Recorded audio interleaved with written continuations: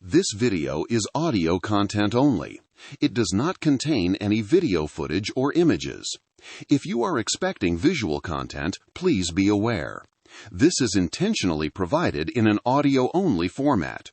We recommend listening to the audio rather than watching the screen. Thank you for your understanding. Welcome to an extraordinary journey into the heart of biological adaptation. Today, we explore the life of the deerked, a specialized biting fly that makes a one-way trip from the sky to the skin. We'll uncover how these flat flies undergo a radical physical and genetic transformation, shedding their wings, dissolving their muscles, and even dimming their own sight to become the ultimate parasites. Join us as we examine the fascinating metabolic trade-offs and evolutionary secrets behind this insect's permanent commitment to a life within the fur. Chapter 1. The Point of No Return: Physical Remodeling and Wing Loss. In the rugged mountain corridors of Europe in the Mediterranean, a specialized biological transition occurs that redefines the boundaries of insect adaptation. This process centers on the deerked, specifically the species Hippoboscoidea andalusiensis, often referred to by locals and researchers as flat flies. Recent collaborative research led by Dr. Roger Santer of Aberystwyth University, in partnership with the University of Florence, has shed new light on the precise moment these insects commit to a life of permanent parasitism. The life of a deerked is a story of two halves: a brief high-stakes aerial hunt followed by a total anatomical overhaul that anchors the insect to a single host for the remainder of its existence. The journey begins when the adult deerked emerges from its pupal case on the forest floor. At this stage, the insect is a highly mobile aerial navigator. It is equipped with a pair of functional, transparent wings and a sensory suite designed for a singular mission: finding a host. Unlike many other flies that scavenge for various food sources, the young Hippoboscoidea andalusiensis is a dedicated hunter. Its flight is purposeful, though researchers have noted it is notably less strong than that of its distant relative, the tsetse fly. While the tsetse fly is a powerful, long-distance flyer capable of sustained pursuit, the deerked's flight is more of a tactical burst, designed to bridge the gap between the undergrowth and a passing mammal. During this winged phase, the fly utilizes a multimodal hunting strategy. While vision is a primary driver, the deerked does not rely on sight alone. It is tuned to olfactory signals, such as the carbon dioxide exhaled by large mammals, and thermal cues that allow it to detect the heat signatures of a living body against the cooler background of the mountain air. These flies are frequently encountered by humans during outdoor activities in mountain areas, particularly during the hunting season, when both deer and humans are active in the same habitats. While humans are often targeted by these flies, we are generally considered accidental hosts. The fly's true goal is the thick, nutrient-rich environment of a deer's coat. The search for a host is guided by specific visual preferences. The winged adults are instinctively drawn to dark and blue silhouettes. This behavioral attraction to blue and dark objects is a critical component of their host-seeking phase, allowing them to distinguish the bulk of a large animal from the dappled light and complex textures of the forest vegetation. However, the moment the fly makes contact with the fur of a host, the hunting software of its life is deactivated and a resident program begins. The transition is marked by a decisive and irreversible act. Almost immediately upon landing on the host, the deerked deliberately breaks off its own wings. This is not a result of the wings being damaged by the host's movement or the density of the fur. It is a programmed behavioral response. The fly snaps the wings off at a specific fracture line near the base, discarding the tools of flight forever. This act represents the point of no return. The deerked has effectively traded the three-dimensional freedom of the sky for the two-dimensional security of a forest of fur. Once the wings are shed, the fly is committed. It will never leave this host voluntarily, and it will never fly again. What follows this act of self-mutilation is one of the most radical physical transformations in the insect world. Because the fly no longer needs to power wings, the massive flight muscles that once dominated its thoracic cavity become obsolete. These muscles are among the most protein-dense tissues in the fly's body, and maintaining them without using them would be a massive waste of resources. To solve this, the fly's body initiates a process known as histolysis. Within a short period after the wings are shed, the internal flight muscles begin to dissolve. Enzymes break down the muscle fibers from the inside out, reducing the once powerful engines of flight into their constituent proteins and amino acids. This internal demolition is a masterpiece of biological recycling. The materials reclaimed from the flight muscles are not discarded. They are reabsorbed into the fly's system and repurposed. This allows the deerked to fuel the next phase of its life without having to wait for the nutrients from its first blood meal to be processed. The fly is essentially eating its own internal hardware to provide the raw materials for its new parasitic anatomy. As the interior of the thorax is being hollowed out and rebuilt, the exterior of the fly undergoes its own set of modifications. The legs, which were once used primarily for landing and basic locomotion, are transformed into powerful grappling tools. The deerked must be able to navigate through a dense, shifting landscape of hair while resisting the host's attempts to groom it away. To achieve this, the legs become thicker and more robust. They are equipped with specialized tarsal claws and adhesive pads, known as aureola, which allow the fly to exert a tenacious grip on individual hairs. The musculature responsible for moving these legs is reinforced, turning the fly into a rugged, all-terrain crawler that can slide through the fur with surprising speed and strength. The fly's outer shell, or cuticle, also undergoes a significant hardening process. In its winged phase, the cuticle needed to be relatively lightweight to facilitate flight. Once it becomes a permanent resident on a host, however, the fly's primary physical challenge is pressure. It must survive the crushing force of a deer's grooming tongue, the scraping of hooves, and the constant friction of the host moving through thick brush. In response, the cuticle thickens and becomes more heavily sclerotized, forming a suite of biological armor. This flattened, toughened body shape is what gives the flat flies their name, allowing them to withstand significant physical stress without being crushed. One of the most remarkable aspects of this transformation is that it occurs without a molt. In the vast majority of the insect world, major structural changes, such as the loss of organs or the total remodeling of the body, are reserved for the transitions between larval, pupal, and adult stages. These changes typically require the insect to shed its old skin and grow a new one. The deerked, however, manages this total body renovation while remaining in its adult form. It is a rare example of adult phenotypic plasticity, where the insect's body remains dynamic enough to undergo a total architectural shift in response to a change in its environment. This physical remodeling reflects a fundamental shift in the fly's sensory and environmental reality. When it was in the air, the deerked lived in a world of high-speed navigation and wide horizons. It needed to judge distances and perceive motion across a broad field of view. Once it is tucked away in the fur, that world is replaced by a canopy of hair. The need to spot a target from a distance is replaced by the need to find a patch of skin thin enough to pierce for a blood meal. The fly is now surrounded by the constant warmth of the host's body and the overwhelming scent of its oils. In this new, crowded environment, the very senses that were once vital for survival begin to change. The fly has found its home, its food source, and its potential mates all in one place. The vast energy required to maintain the high-performance systems of a winged hunter is no longer a sound investment. The fly begins to pull back its investment in its most expensive sensory organs, effectively dimming its own eyes to match its new sedentary reality. This sensory downsizing is a strategic move, a way for the fly to fine-tune its body to its new life as a specialist. The life of a wingless deerked is one of singular focus. It moves like a tiny tank through the fur, its flattened body allowing it to slide between hairs with ease.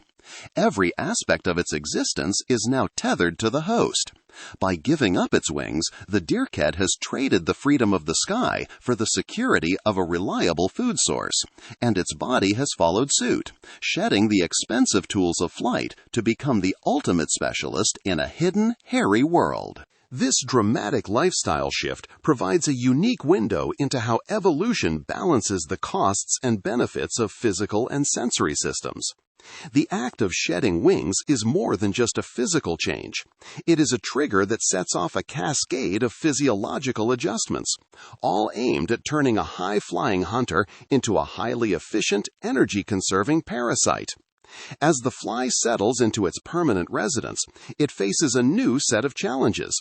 How to manage the massive energy demands of its new life while operating with a body that has been fundamentally stripped down and rebuilt. This raises a critical question about the economy of the fly's body.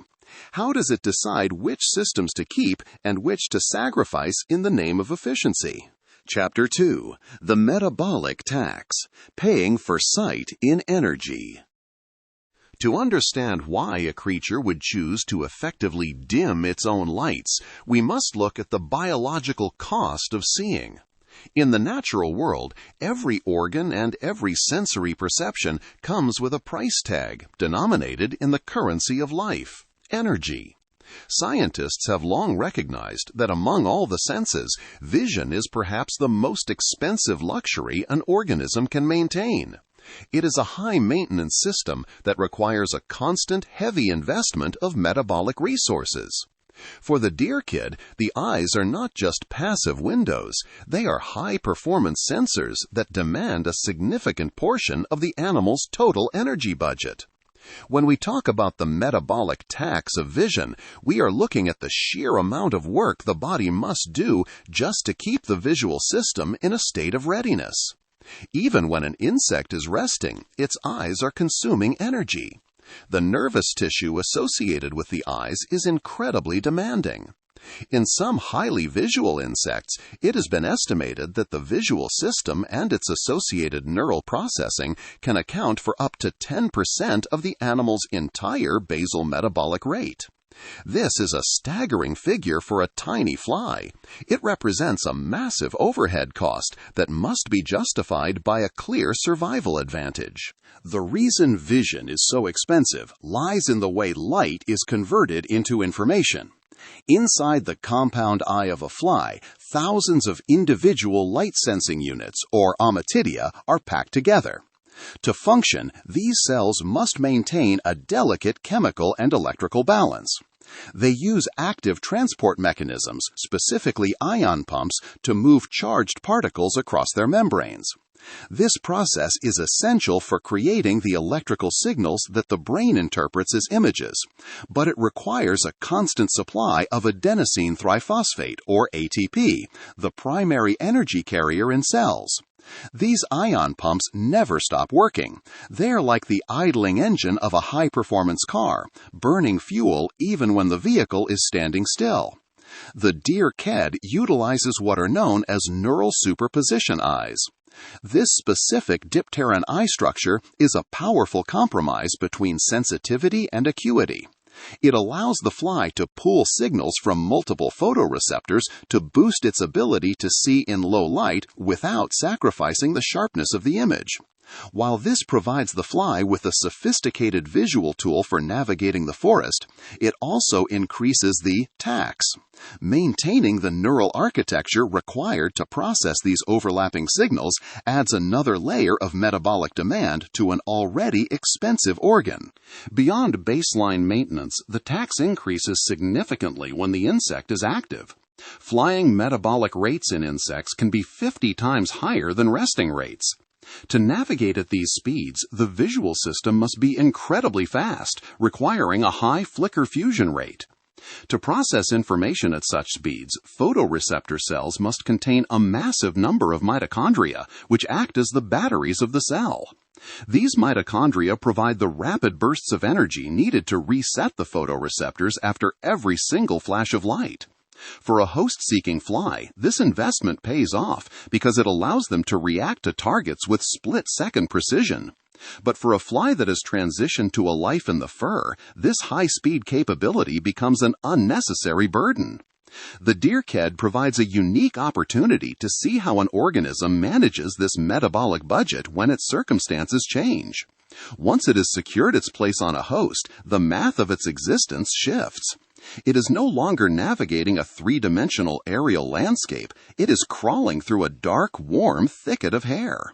In this new environment, the ability to resolve fast-moving objects or see distant silhouettes is no longer a life-saving skill. It is a drain on resources that could be better used elsewhere. Research has demonstrated that after the deerked settles on its host, it undergoes a targeted physiological reduction in its visual overhead. By scaling back the sensitivity of its photoreceptors and reducing the production of light-absorbing proteins, the fly is effectively lowering its metabolic tax. This is a strategic reallocation of resources. When the fly reduces its investment in vision, it creates a surplus in its energy budget. This tax refund is then funneled into the two most important functions of its new life, digestion and reproduction. By dimming its eyes, the fly can afford to run its gut and its reproductive organs at full capacity. However, the deerked does not go completely blind. It retains approximately 50% of its visual capacity. This is not an accidental figure. It represents a practical return on investment for the remaining visual budget. The sources suggest that this 50% retention serves as an insurance policy. If a ked is groomed off or falls from its host, it may need limited sight to crawl back or find a new host. Total blindness would leave the fly helpless on the forest floor, while 50% vision provides just enough information to navigate back to safety without the unsustainable cost of a high-performance system. It is important to note that the current understanding of this process is primarily observational. Research describes what happens to the visual machinery, the reduction in activity, and the subsequent energy savings, but it does not yet establish the specific molecular signal that triggers the reduction. We know the fly dims the lights almost immediately after landing, but the exact biological switch that tells the eyes to enter this low-power mode remains a mystery. This metabolic perspective changes how we look at the fly's behavior. Every physiological change that follows the loss of flight is a move toward greater efficiency. The fly is stripping away everything that isn't essential for the singular task of turning blood into offspring. This strategy places the deerked in the middle of an evolutionary spectrum between the tsetse fly and the bat fly. The deerked is unique because it manages this transition within its own lifetime, moving from an exploration economy to a production economy. The high cost of maintaining a visual system is a constant pressure that shapes the evolution of all animals. But the deerked shows us that this pressure can also drive changes within a single life cycle. It is a reminder that sensory systems are biological assets that must be managed. When the environment changes and the tools are no longer useful, the most successful organisms are those that can pivot their resources the fastest. This internal renovation is driven by a fundamental change in how the fly's body uses its own instructions. If the metabolic tax is the why behind the dimming of the eyes, the next question is the how, the hidden genetic mechanisms that allow a fly to reprogram its own sensory priorities at a molecular level. Chapter 3. The Genetic Dimmer Switch, Opsin Downsizing and Sensory Locks. To understand the true nature of the transformation in Lepoptena andalusiensis, we must look past the visible loss of wings and the internal dissolution of muscle to the molecular instructions that govern the parasite's existence. This transition is not merely a physical shedding of parts, it is a fundamental reprogramming of the insect's sensory priorities. Recent transcriptomic research has revealed that the moment this fly commits to its host, it initiates a targeted genetic downsizing. By analyzing the activity of specific genes, scientists have captured the precise mechanism by which the fly rewrites its own sensory reality, moving from a high-performance aerial navigator to a specialized resident of the fur. This discovery was made possible by a direct comparison between winged adult deer cams caught in flight and wingless adults collected from the bodies of deer, allowing researchers to observe the molecular shift in real time as the insect moves from one environment to the other. The precision of this downsizing is revealed in the specific roles of the 5 opsins identified in the species. Each opsin is tuned to a different visual task, and their individual reduction tells a story of a sensory system being decommissioned in stages. The most prominent of these is RH1, the broadband workhorse of the fly's visual system. RH1 is found in the outer photoreceptor cells of the compound eyes and is responsible for motion detection and vision in low-light conditions. During the winged host-seeking phase, RH1 activity is at its peak, providing the high-sensitivity motion tracking required to navigate a complex forest environment. Once the fly settles into the host's coat, the genetic data shows that RH1 activity is significantly slashed. The high-speed motion tracking that once allowed the fly to intercept a moving target is no longer required, and the molecular machinery reflects this shift. While RH1 handles motion, a set of inner opsins, RH3, RH5, and RH6, manage color perception and ultraviolet sensitivity. These pigments allow the winged adult to distinguish the specific silhouette of a host against the chaotic green and brown background of the vegetation. The transcriptomic evidence shows that these color-sensing genes are also dialed back once the fly is established on the host, reflecting the end of its behavioral attraction to blue and dark silhouettes. The fly no longer needs to distinguish its host from the forest because it has reached its destination. Perhaps the most telling finding in the transcriptomic profile of Hippoboscoidea andalusiensis concerns the RH2 opsin. Unlike the others, RH2 is located exclusively in the ocelli, the 3 simple eyes on the top of the fly's head. These organs do not form images. They function as high-speed light meters used for flight control and maintaining stability in the air. For a fly that has permanently discarded its wings, the ocelli are the most obsolete sensory organs in its possession. The genetic analysis revealed that RH2 activity is specifically targeted for reduction, signaling a withdrawal of investment from the systems that once kept the insect level in the sky. This genetic downsizing is not a total blackout, and the reason for this is a matter of strategic survival. While the fly reduces its visual capacity, it does not eliminate it. The remaining 50% of opsin activity serves as a biological insurance policy for navigating back to a host if dislodged. It is a sensory low gear that maintains basic awareness without the high cost of a full-power system. The nature of this genetic shift suggests a permanent commitment to the host once the wings are shed, functioning as a one-way physiological lock. This genetic downsizing acts as a molecular anchor, tethering the fly to its new lifestyle as surely as the loss of its wings. This reduction in opsin activity has a direct impact on the fly's internal processing. By halving the activity of its opsin genes, Hippoboscoidea andalusiensis effectively reduces the volume of information entering its nervous system, offsetting the high metabolic cost of neural tissue and optic lobes. This decrease in input likely allows the optic lobes to enter a lower power state. With less visual noise to filter out from the shifting shadows and hairs of the host's coat, the brain can maintain a basic level of awareness with a significantly reduced data load. The discovery that this process is managed through gene expression is significant.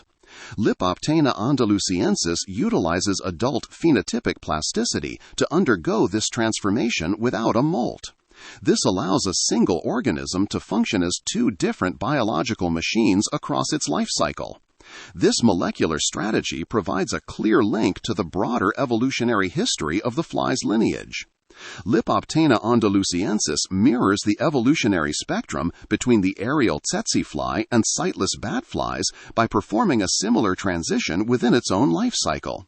It begins its adult life with a genetic profile that mirrors a high-speed hunter and ends it with a profile that resembles a permanent sedentary parasite. This ability to bridge two different survival strategies through genetic regulation is the key to its success as a specialist. The genetic downsizing of the visual system is the foundation upon which the rest of the fly's parasitic life is built. It is a quiet, hidden transformation that allows the insect to thrive in a highly specialized niche. By looking at the messenger RNA and the specific opsin proteins, we can see the physical reality of this change. The fly's body makes a calculated choice to sacrifice a portion of its sight, ensuring that its sensory priorities are perfectly aligned with the demands of its new environment. This shift in visual investment is not just about reduction. It is about focus, allowing the fly to prioritize the signals that are most relevant to its survival in the dark, warm world of the fur. As the fly's sensory world is reorganized, the genetic data provides a roadmap for which systems are being decommissioned and which are being maintained. This molecular drama reveals the incredible flexibility of life and the precision with which an organism can tune its own biology.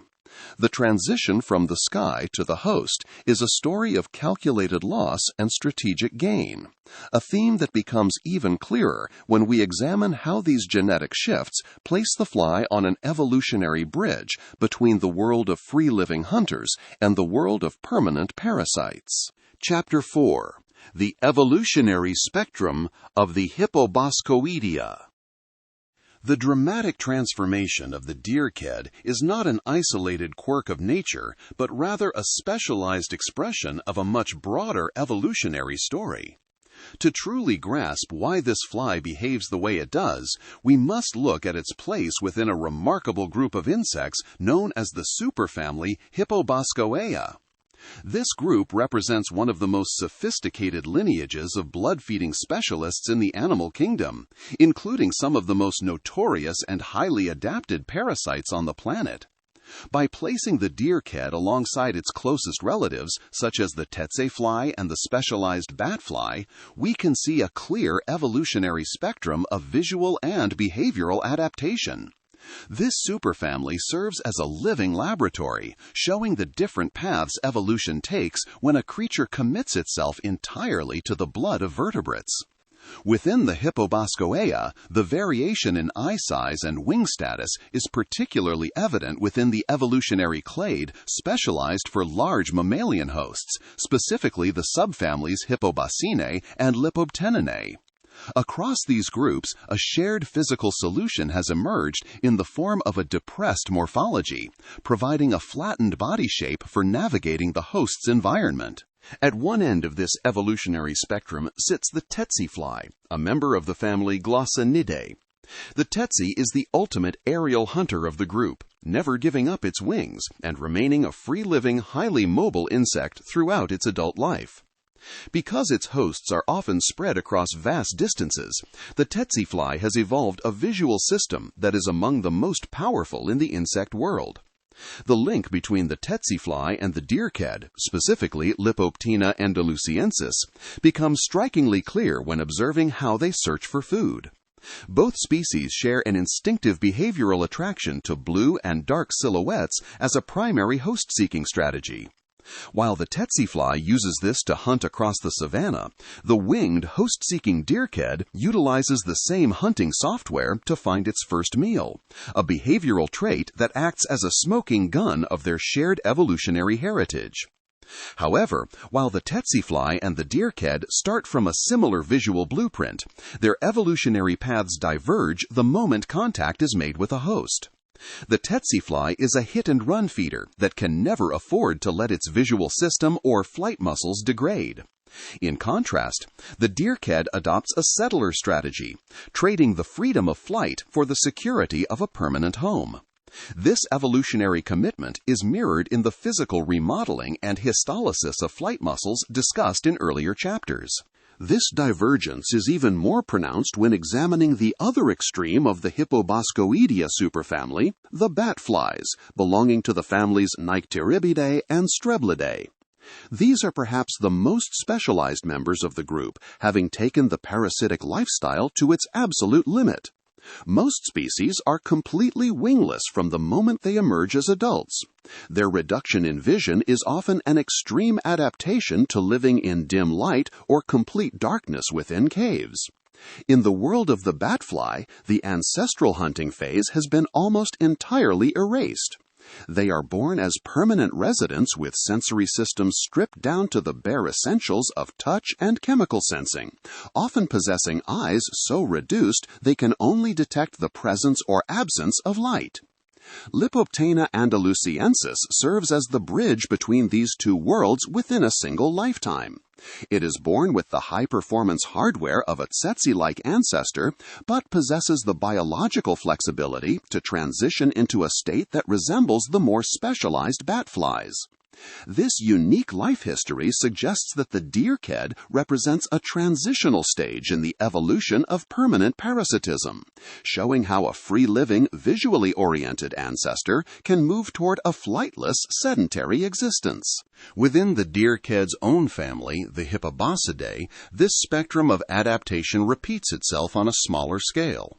This family includes a wide variety of species with different degrees of commitment to their hosts. Some, like the genus Hippobosca, are fully winged and move frequently between animals. Others, like the sheepked, Melophagus ovinus, have completely done away with the winged phase. Sheepkeds are born without wings, never leave the host, and possess small eyes and no ocelli, representing the endpoint of the transition to a permanent, flightless parasite. The genus Lipoptena sits in the center of this family tree, retaining the ancestral flight to the host, but adopting the sedentary lifestyle of its more specialized relatives once it arrives. This evolutionary context helps explain the specific genetic changes seen in the deerked's visual system. While the deerked halves its opsin activity upon reaching the host, it maintains a level of sensitivity that distinguishes it from its more sightless relatives. This suggests that the deerked possesses a specialized set of regulatory genes that act as a switch, allowing it to move along the evolutionary spectrum of the Hippoboscoidea. The transition to a sedentary life also impacts the sexual dimorphism common in other flies. In many free-living dipterans, males possess what is known as a love spot, a specialized area of the eye with larger lenses and faster photoreceptors designed for tracking females during high-speed aerial chases. In the tsetse fly, these visual specializations are vital for reproduction. However, as species within the Hippoboscidae move toward a life spent entirely within the fur, this specific evolutionary sexual dimorphism is often lost. For the deerked, the chase is no longer an aerial pursuit, but a localized search within the hairs of the host, rendering the expensive hardware of the love spot obsolete. All members of this superfamily also share the high-investment reproductive strategy of adenotrophic viviparity. For the deerked, this strategy provides the ultimate justification for its sensory sacrifices. By shedding its wings and dimming its eyes, the female reduces her metabolic overhead, allowing her to put more resources into the growth of her offspring. The link between the deerked and the tsetse fly reveals the fundamental trade-off that defines the entire Hippoboscoidea superfamily: mobility versus efficiency. The tsetse fly has chosen mobility, the batfly has chosen efficiency, and the deerked has found a way to navigate the transition between the two. The reduction in vision is not a sign of simple decay, but a highly directed and precise adaptation. Across the insect world, when a species moves into a stable, resource-rich environment where movement is restricted, the wings are usually the first to go, and the visual system follows. The deerked is the most dramatic example of this pattern because it occurs so rapidly, providing a time-lapse of evolutionary history compressed into the first few hours of the fly's adult life. By studying the deerked, we can see exactly how the hunting vision of a tsetse-like ancestor is dismantled and rebuilt into the resident vision of a parasite. It is a process of refinement, a shedding of the unnecessary to reveal the essential. The deerked today carries the ghosts of its ancestors in its genes. It still possesses the eyes of a hunter, but has adopted the life of a permanent resident. This deep evolutionary link provides the context for the final part of the deerked story, the ultimate sensory trade-off. If the fly is willing to sacrifice its ancestral tools for the sake of efficiency, what are the specific sensory priorities that allow it to thrive in the darkness of the fur? Chapter 5. Eyes or Eggs, the Price of Vision. To understand the ultimate motivation behind the deerked's sensory downsizing, we must look at the intense biological pressure of its reproductive strategy. In the world of insects, most species follow a high-volume, low-investment approach to creating the next generation.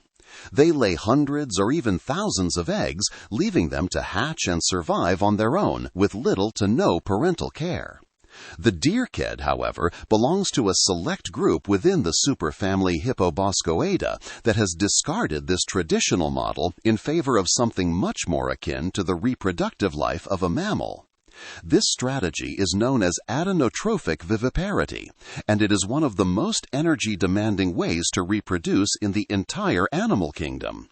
In this system, the female deerked does not lay eggs at all.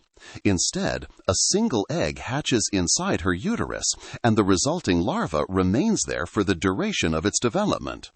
The mother is responsible for providing every ounce of nutrition that the larva needs to grow from a tiny embryo into a fully mature third instar larva that is nearly as large as the mother herself. To achieve this, the female possesses highly specialized structures called milk glands. These glands secrete a nutrient-rich substance that the larva consumes while sheltered inside the mother's body. This is a massive, prolonged investment of protein and lipids, all of which must be extracted from the blood meals the mother takes from the deer. This reproductive pregnancy creates a permanent energy bottleneck. The female is essentially running two metabolisms at once, her own and that of her rapidly growing offspring. Every chemical resource in her body is spoken for. In this high-stakes environment, the metabolic overhead of a high-performance visual system is no longer just an expense. It is a direct threat to the survival of her offspring. By halving the activity of her opsin genes and reducing the energy consumption of her visual processing centers, the mother frees up a critical margin of energy. This saved energy is redirected to the milk glands and the uterine environment, ensuring that the lone larva has the best possible chance of reaching its full size before it is deposited on the ground to pupate. The trade-off is not just about the energy used to power the eyes, but also the physical space and weight within the fly's body. A developing larva takes up a significant portion of the female's abdomen, putting pressure on her internal organs. In its winged host-seeking phase, the fly needed to be light and aerodynamically balanced. Once it becomes a wingless resident, it can afford to be heavier, but it must be more efficient. The dissolution of the flight muscles through histolysis provides a massive boost of recycled protein that can be funneled into the reproductive cycle. The reduction in the visual system is the sensory equivalent of this muscular recycling. It is a refinement of the body's internal economy, shifting from the export of movement to the production of a new life. However, the fact that the deerked retains 50% of its visual gene activity tells us that reproduction itself creates new sensory demands that sight must fulfill. Even in the depths of the fur, the fly is not a solitary actor. It must find a mate. While many insects use pheromones to locate partners over long distances, the deerked lives in a crowded, high-density environment where multiple individuals may be inhabiting the same host. In this forest of fur, vision likely plays a critical role in short-range navigation and mate recognition. The ability to detect the movement of another fly against the static background of the deer's skin is essential for the species to continue. Mating on a host is a complex behavioral task. The flies must be able to orient themselves relative to one another while navigating the three-dimensional obstacles of the hairs.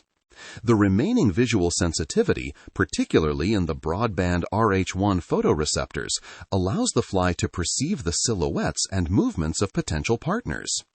If the fly were to go completely blind, the chances of successful mating would plummet, as it would be reduced to wandering aimlessly in the dark. The 50% threshold represents the Goldilocks zone of insect vision. Enough sight to ensure the next generation is conceived, but not so much that the cost of seeing bankrupts the mother's energy reserves. There is also the constant threat of the host's own defenses. Deer are not passive victims, they are active managers of their own ectoparasite loads. They use their tongues, teeth, and hooves to groom themselves, attempting to dislodge or crush the keds that irritate their skin. A deer ked that is completely unaware of its surroundings would be easily picked off.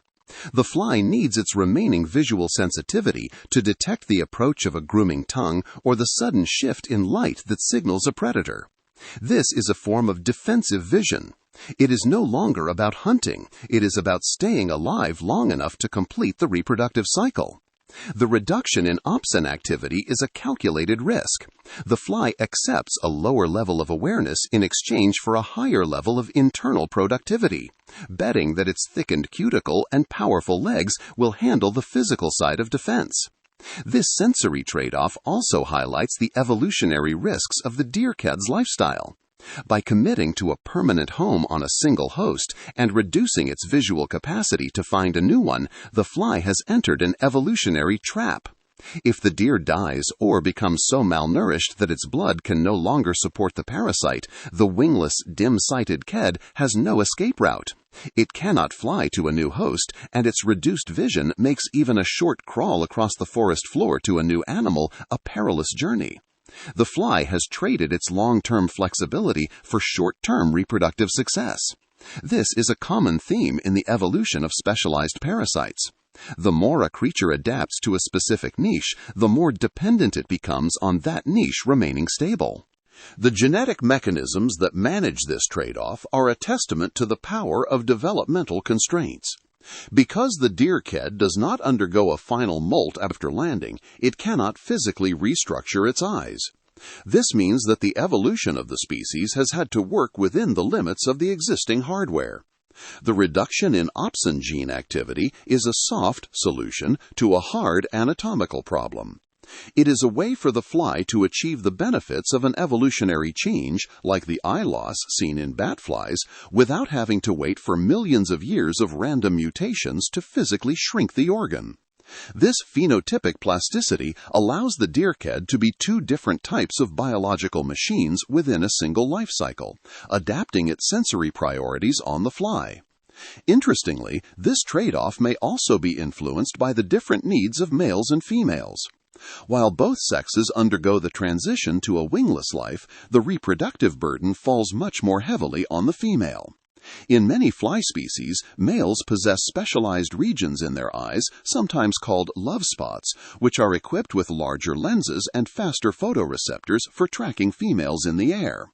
For a male deer ked, the transition to a wingless life means the total loss of the environment where these high-performance systems would be useful. The genetic downsizing in males might be even more aggressive or focused on different visual pathways than in females, as their primary goal on the host is simply to find a mate and survive, without the massive caloric demand of internal larval development. The study of these sensory trade-offs also provides a new perspective on how we might manage these insects.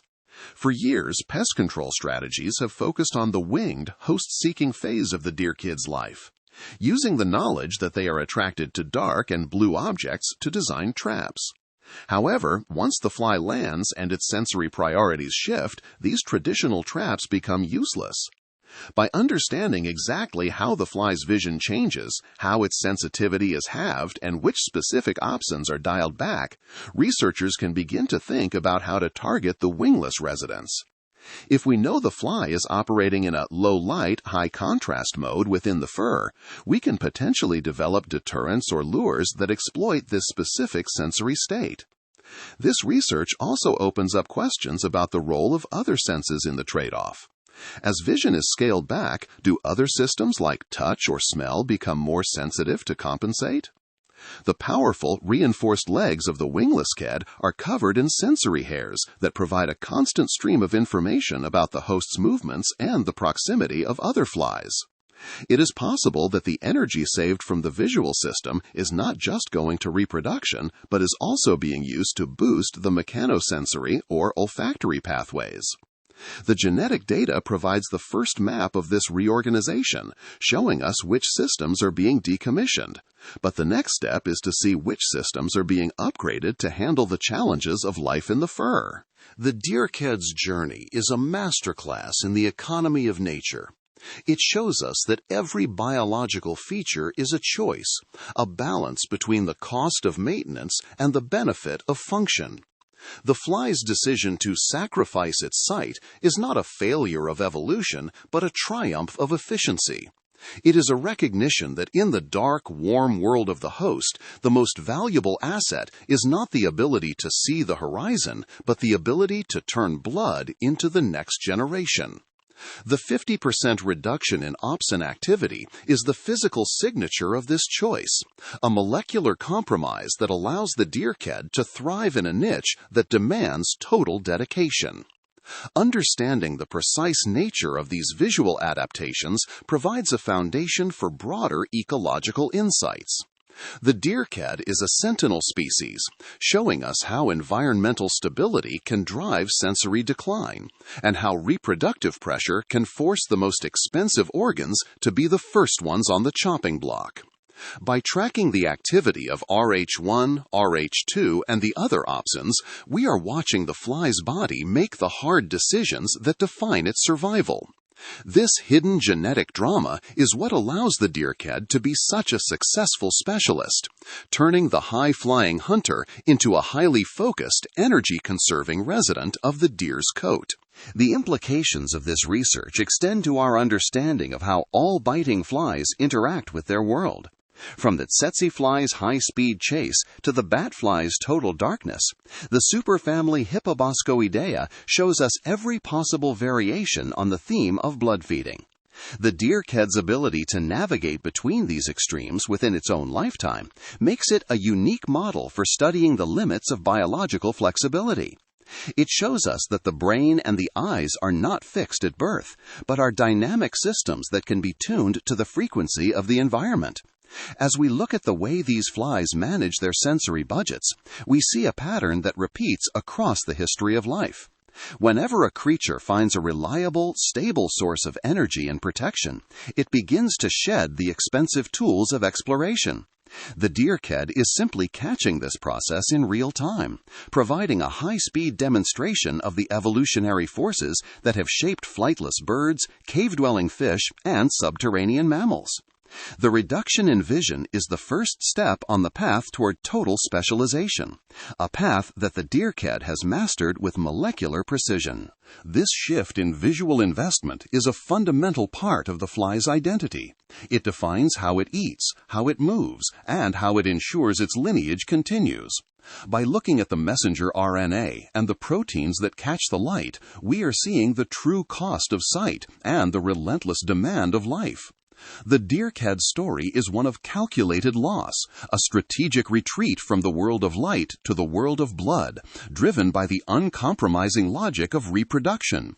This genetic reprogramming is the final piece of the puzzle, explaining how a tiny fly can undergo such a total transformation and emerge as a highly efficient specialist in its hidden, hairy world.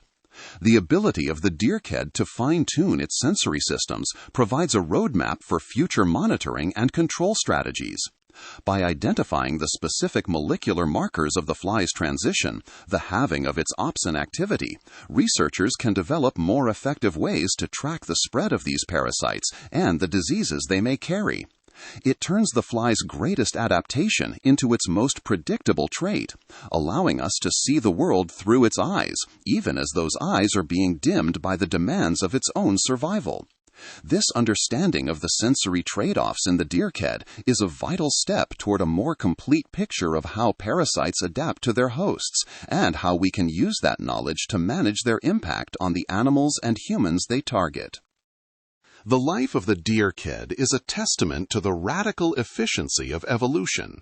By sacrificing the freedom of flight and halving its visual capacity, Lepoptena andalusiensis transforms from an aerial hunter into a specialized resident of the fur. This strategic dimming of the eyes is a calculated metabolic trade-off, prioritizing the high energy demands of reproduction over the costly luxury of high-performance sight.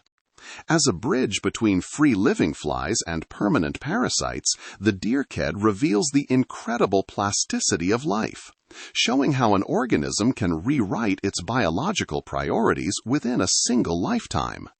It reminds us that in the relentless pursuit of survival, what we perceive as a sensory loss is often a triumph of specialization. Thank you for listening to this exploration of nature's most dedicated specialists.